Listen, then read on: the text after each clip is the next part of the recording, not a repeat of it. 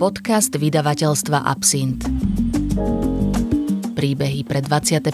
storočie. Spúšť.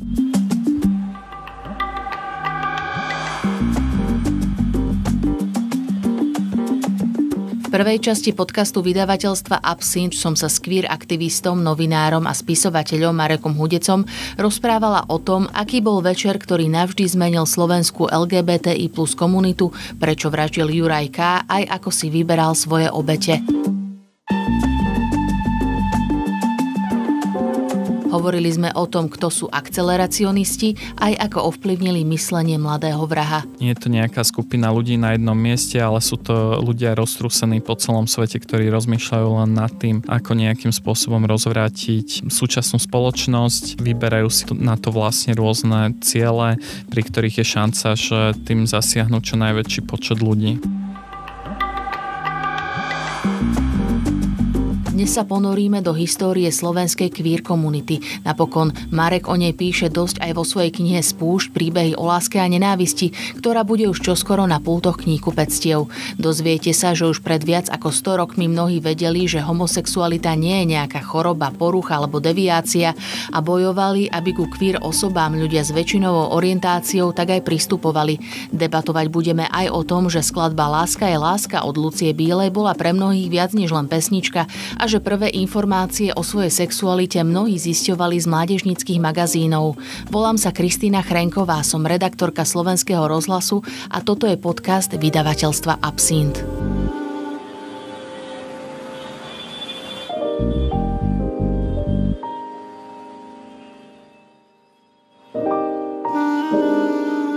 Vítaj, Marek. Čauky, Kristín. Zdokumentované dejiny LGBT plus komunity sú na Slovensku a Česku relatívne mladé.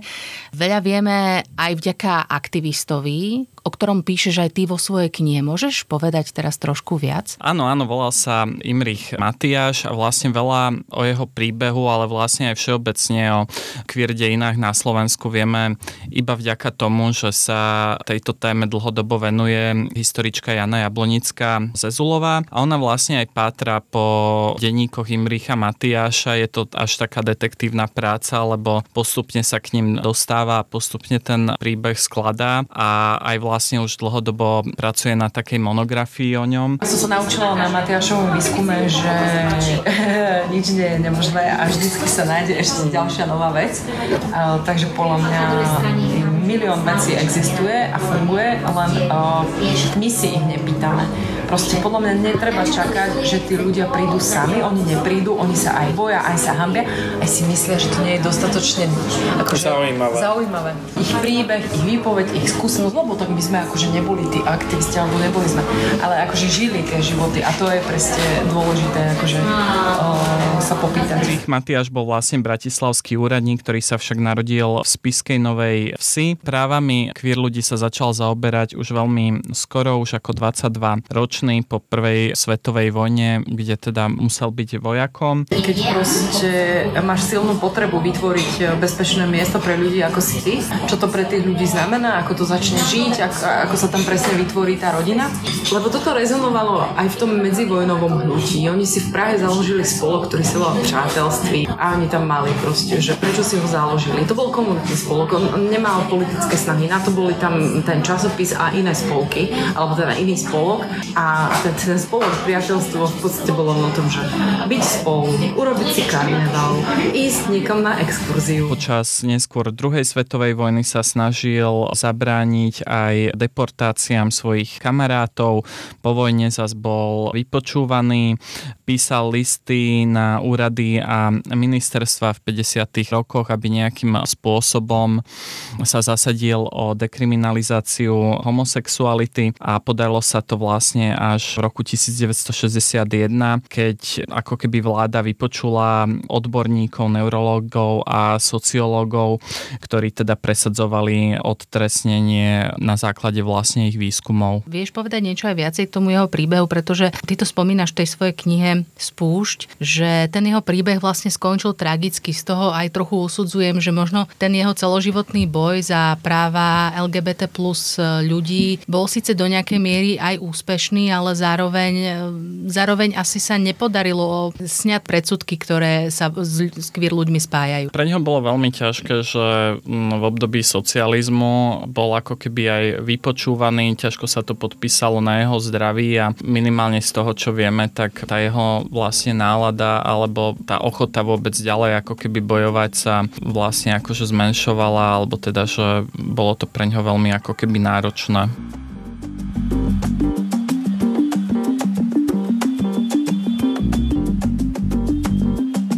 Nazývali ich teplými alebo pohlavne úchylnými.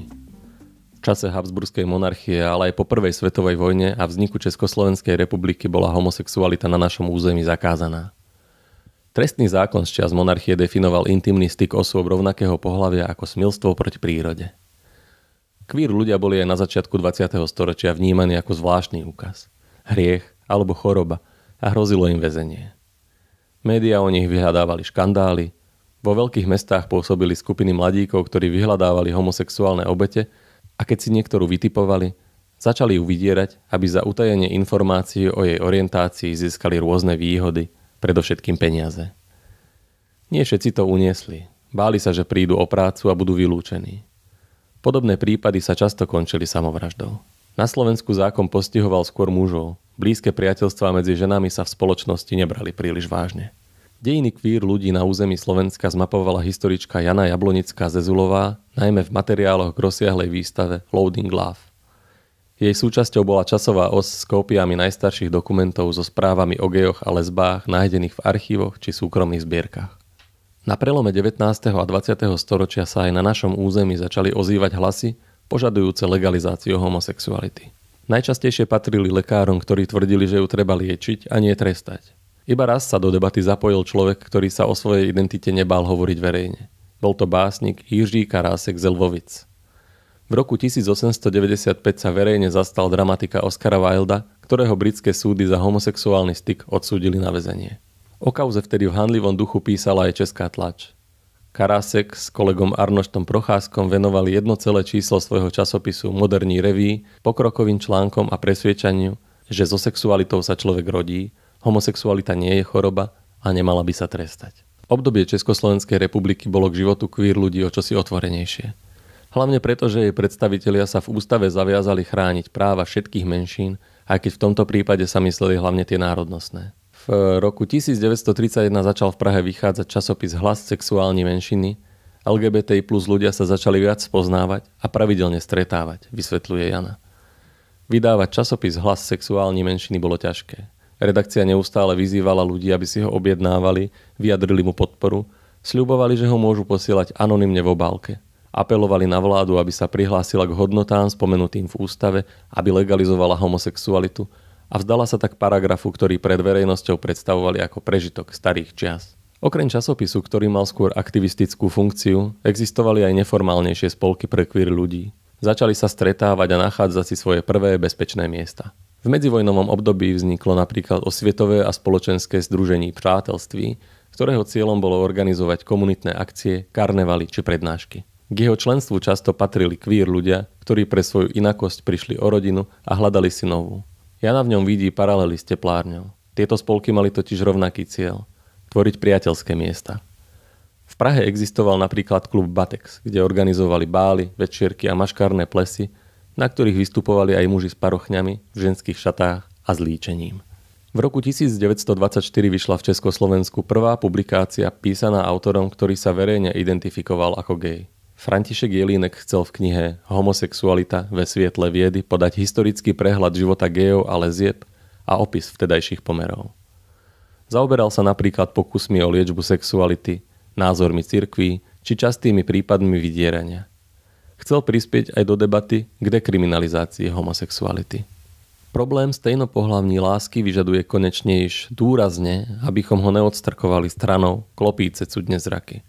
Nýbrž abychom sa mu podívali prímo a otevřene do očí. Človek si dnes konečne uvedomil, že také jedinec má právo sebeurčení a že stát a spoločnosť není oprávnená ubírať mu z najsvietejších lidských práv.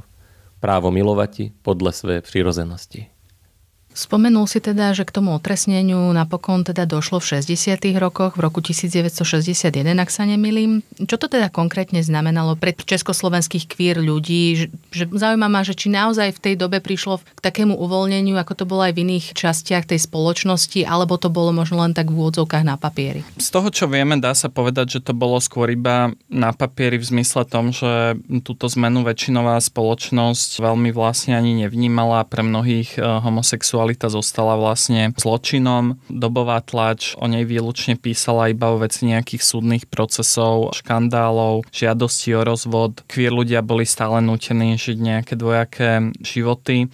Aj v 70. rokoch sa ešte stále polemizovalo o tom, že či je to choroba. Už počas medzivojnového obdobia, počas toho, ako sme tu mali Československo, sa vlastne rozprávalo, diskutovalo o tom, že by sa mali zmeniť zákony, zrušiť zákony, ktoré homosexualitu zakazujú. Československí komunisti, ale teda po vojne k tomu napokon nepristúpili. Vieme prečo? Aké máme o tom informácie? Najprv sa ešte vrátim k tomu medzivojnovému obdobiu, že z toho, čo vieme, tak práve to vieme vnímať ako nejaké obdobie vlastne uvoľnenia. Začali vychádzať vlastne prvé nejaké queer časopisy, boli tu nejaké spolky voľného času a vlastne sa začalo aj o tých ľudských právach queer ľudí nejakým spôsobom hovoriť a o tom, že prečo československí komunisti po vojne nepristúpili okamžite vlastne k nejakému takému uvoľneniu zákonov. Môžeme teda špekulovať, ale pravdepodobne to bolo kvôli ich inšpirácii zákonmi zo stalinistického Ruska. Poďme možno na také praktickejšie veci, čo sa týka teda tohto obdobia od konca druhej svetovej vojny až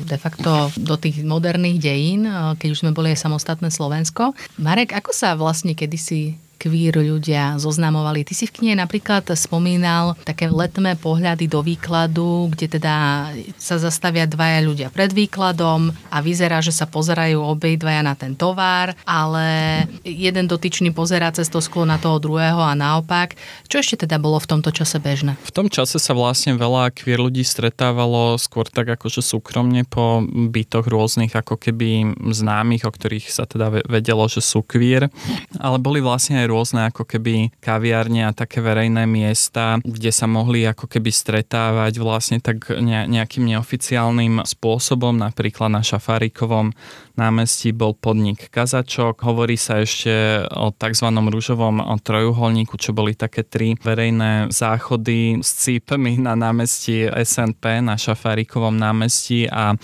pred Slovenskou filharmóniou. Z toho, čo som vlastne počul od pamätníčok a čo je vlastne zachytené jednak vo výskumoch Jany Jablonickej Zezulovej, ale vlastne sa tomu venuje aj divadelná hra môjho kolegu Andreja Kuruca Socializmus s teplou tvárou, tak do veľkej miery sa queer ľudia stretávali rovnako v podstate v niečom ako aj teraz, že veľmi dôležitý bol ako keby pohľad na nejakých verejných miestach, že keď sa niekto niekomu páčil, tak sa ho snažil vlastne pohľadom nejakým spôsobom zaujať a napríklad keď ten pohľad bol opätovaný na nejakú dlhšiu dobu, tak už tam pravdepodobne bol pocit nejakej iskry a teda nejakého predpokladu, že tam môže byť vlastne nejaká príťažlivosť, ktorá je iná než väčšinová.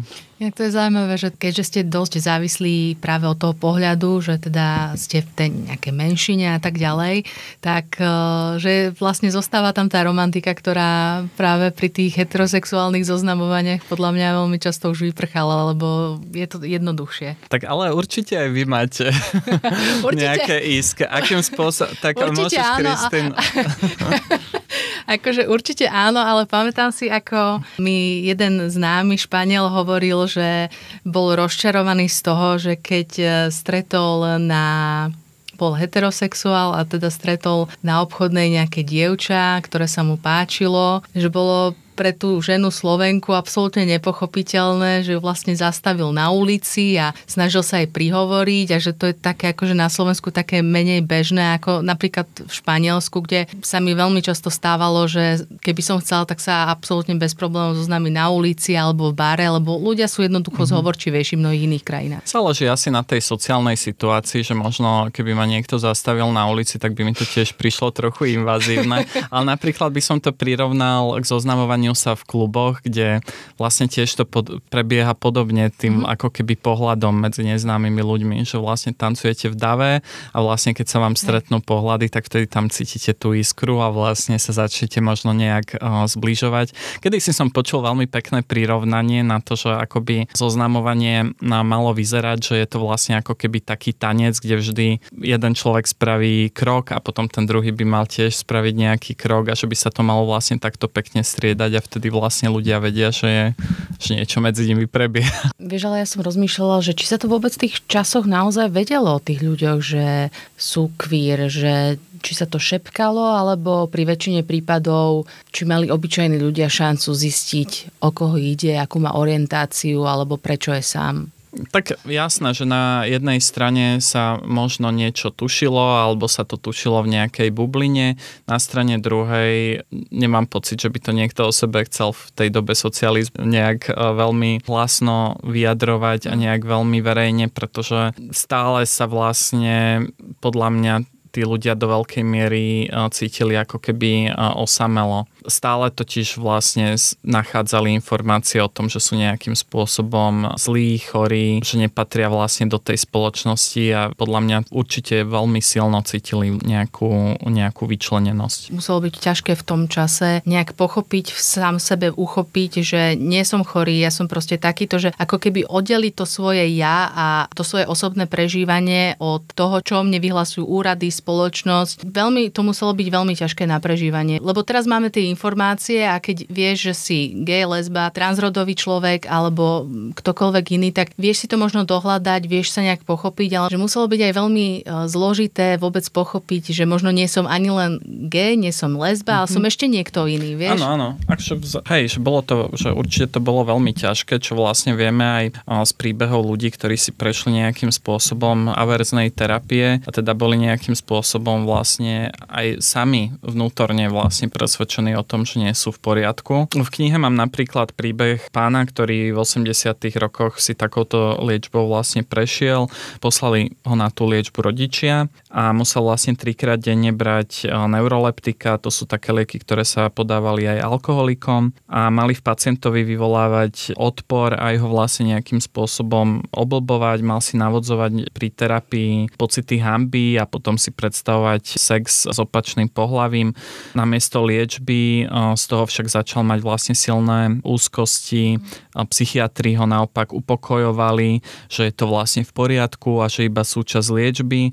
No on sa cítil čoraz horšie a vlastne roky sa z toho spamätával. A dá sa z toho vôbec úplne spamätať? Z takéto radikálnej alebo násilnej terapie, že vie, že to možno poškodí človeka zrejme aj do konca života? Tento konkrétny pán vraví, že vlastne tie následky ako keby má nejakým spôsobom dodnes, ale potom máme aj príbeh jednej psychiatričky alebo psychologičky pani Castiglione, ktorá vlastne veľmi otvoreným spôsobom pristupovala k týmto iným sexuálnym alebo rodovým identitám a v mnohých prípadoch ľuďom pomohla vlastne sa s tým vyrovnať. Že v tom čase boli aj takíto psychiatri, psychológovia, ktorí... Aj vlastne v Česku.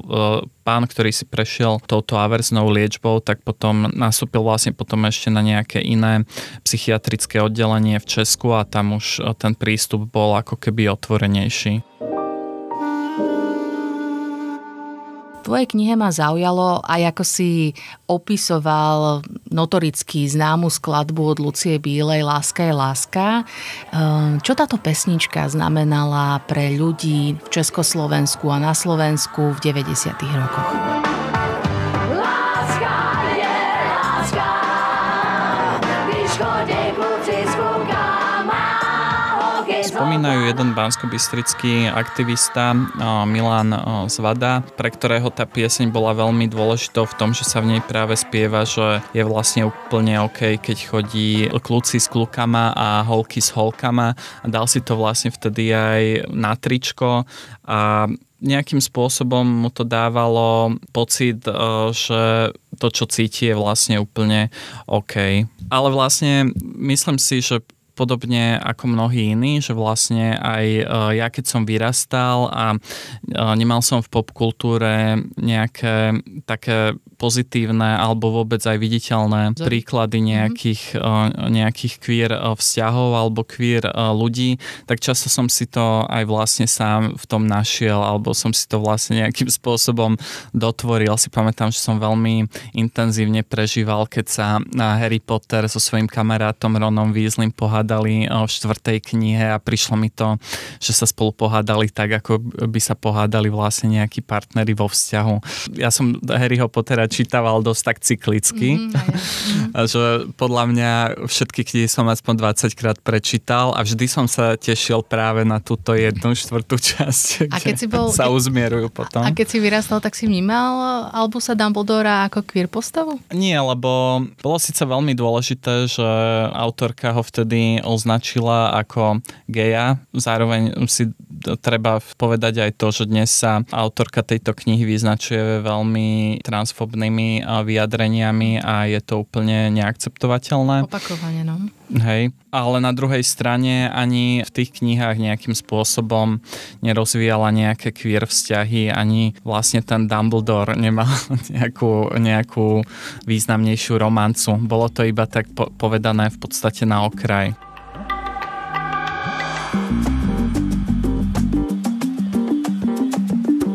Ale späť ešte k tým 90. rokom veľmi ma zaujalo, ako si rozprával o tých mládežníckych časopisoch a akú rolu zohrali práve v LGBT plus komunite. Môžeš o tom povedať trochu viac? Je to tiež vlastne Milan Zvada. Keď sme sa vlastne stretli na rozhovor, tak mi priniesol celú tú zbierku a bolo veľmi zaujímavé to čítať. Lebo je zaujímavé si čítať tie názvy, že zabijú sa, hlúpa spoločnosť, chcel som sa zabiť.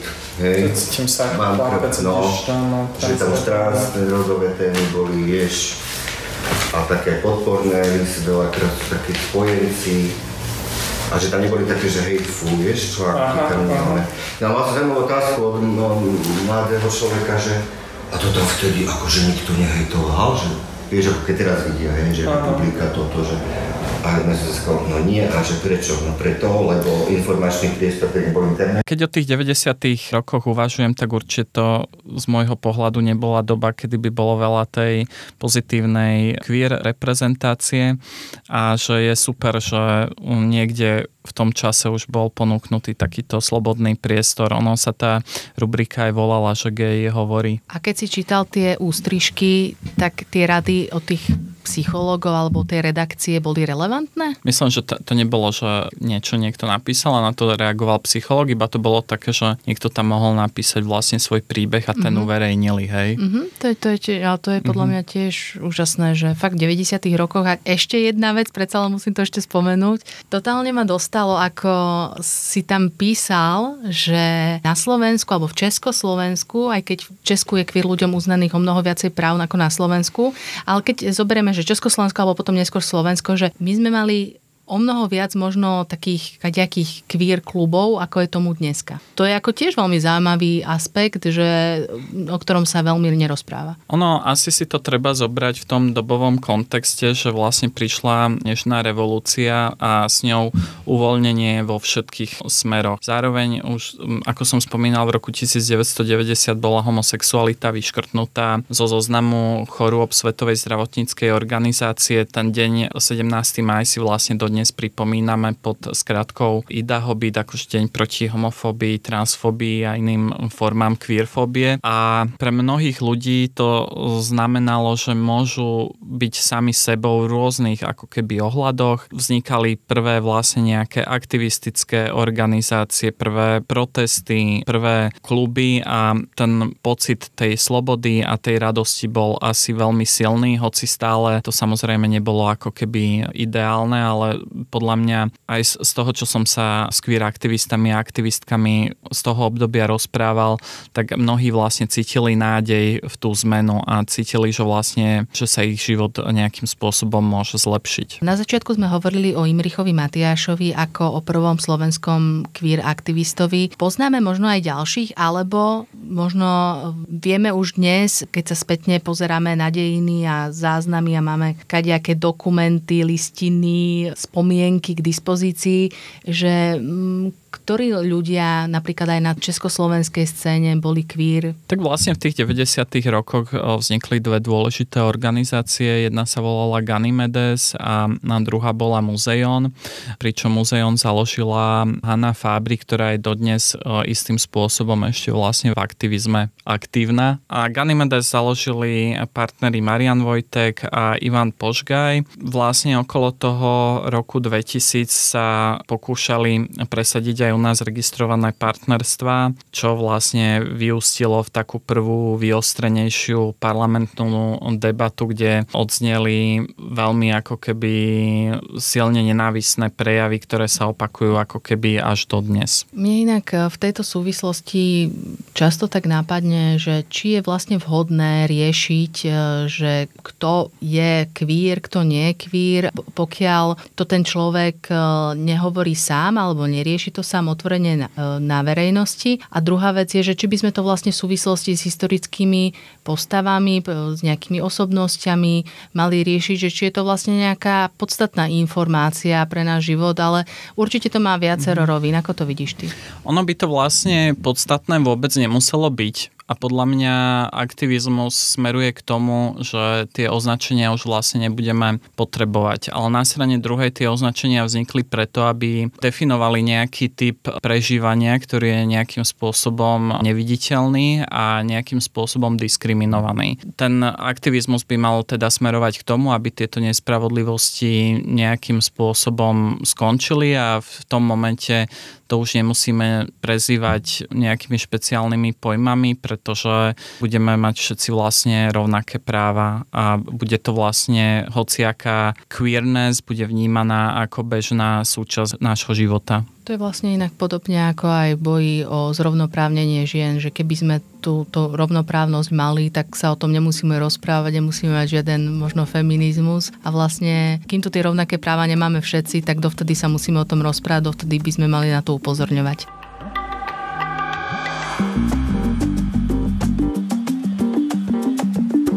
Toto bol spisovateľ Marek Hudec, ktorý dnes hovoril o dejinách československých queer ľudí.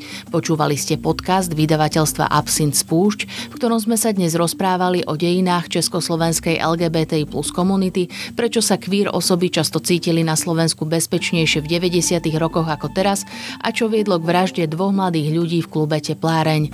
Nasledujúca tretia časť bude o rokoch, ktoré vražde bezprostredne predchádzali.